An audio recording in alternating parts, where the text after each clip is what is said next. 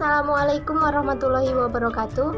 Perkenalkan, nama saya Aulia Febrianti Saragi, NIM 0306193198, kelas PGMI 5 semester 4, mata kuliah Pramuka. Nah, di sini saya akan menjelaskan tentang sejarah gerakan Pramuka. Yang pertama, sejarah gerakan Pramuka atau disebut dengan kepanduan di Indonesia mulai sejak kolonial Belanda pada tahun 1916. Mangkuena IV di Surakarta memperingati berdirinya Javanese Pandiers Organisation. Kemudian tahun 1923 berdiri Nationale van Prince Organisme NVU di Bandung, disusul berdirinya Jong Universele Pandiers Organisation pada tahun yang sama di Jakarta. Pada tahun 1926, kedua organisasi ini melebur menjadi satu dengan nama Indonesian Nationale van Princes Organisation Info di Bandung. Dewan Perwakilan Rakyat secara resmi mengesahkan Undang-Undang Nomor 12 Tahun 2020 tentang Gerakan Pramuka pada tanggal 26 Oktober 2010. Dengan adanya undang-undang ini, secara otomatis membuat Pramuka tidak lagi menjadi organisasi tunggal untuk menyelenggarakan pendidikan kepramukaan. Tetapi organisasi profesi juga diperbolehkan untuk menyelenggarakan kegiatan pramuka. Secara internasional, gerakan kepramukaan disebut dengan Scouting atau Scout.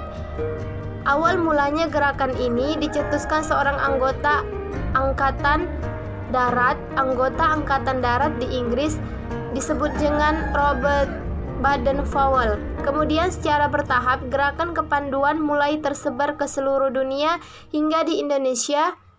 Dan hari lahir Robert Baden-Powell pada tanggal 22 Februari diperingati sebagai Hari Pramuka Internasional. Dia lahir di London pada 22 Februari 1857. Kemudian mengenal gerakan pramuka. Gerakan pramuka atau dalam dunia internasional disebut Scouting. Sebelum tahun 1961 disebut gerakan kepanduan. Moto kepanduan yaitu Be Prepared, selalu siap untuk menolong dan bertindak. Gerakan pramuka dirumuskan pendirinya sebagai media untuk meningkatkan karakter anak-anak remaja serta melatih tanggung jawab dan mandiri ketika ia dewasa. Pramuka pada awalnya tumbuh di Inggris pada tahun 1907 dipelopori Baden-Powell. Tujuan gerakan pramuka untuk mendidik karakter generasi muda. Kemudian Pramuka Republik Indonesia di zaman Republik Indonesia. Yang pertama, gerakan pramuka secara resmi lahir pada tahun 1961. Bermula dari keinginan Presiden Soekarno untuk menyatukan organisasi kepanduan yang jumlahnya sangat banyak sementara anggotanya hanya sedikit. Melalui ketetapan MPRS nomor 2 MPRS 1960 tanggal 3 Desember 1960 tentang Rencana Pembangunan Nasional Semesta Berencana, Soekarno kemudian menunjuk panitia untuk membentuk gerakan pramuka dipimpin Sri Sultan Hamengkubuwono. Nama pramuka dicetuskan Hamengkubuwono terinspirasi dari kata Poromuko yang berarti pasukan terdepan dalam perang.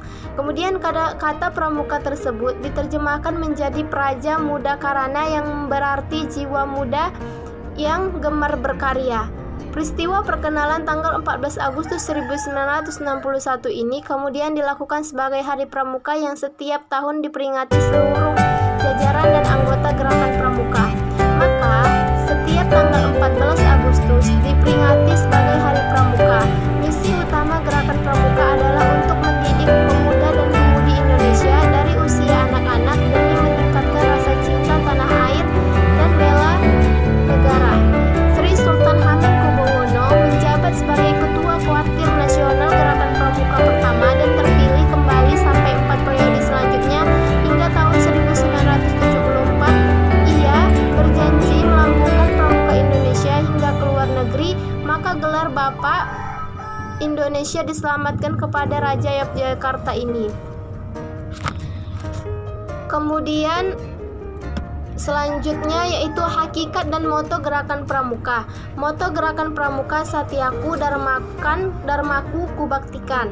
Manfaat moto Gerakan Pramuka terhadap anggota pramuka: yang pertama, menambah rasa percaya diri, kemudian menambah semangat pengabdian pada masyarakat dan rasa bangga sebagai anggota pramuka.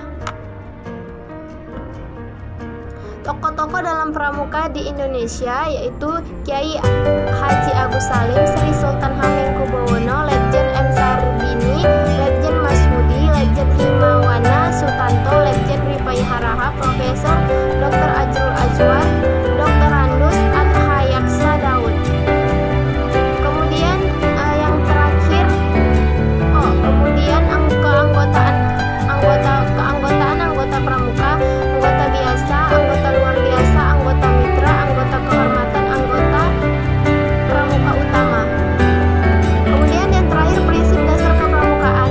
Yang pertama, iman dan takwa kepada Tuhan Yang Maha Esa, peduli terhadap sesama bangsa dan tanah air dan alam seisinya, peduli terhadap diri pribadi, taat kepada kode kehormatan. Mungkin itu saja yang dapat saya sampaikan, kurang dan lebihnya saya mohon maaf. Wassalamualaikum warahmatullahi wabarakatuh.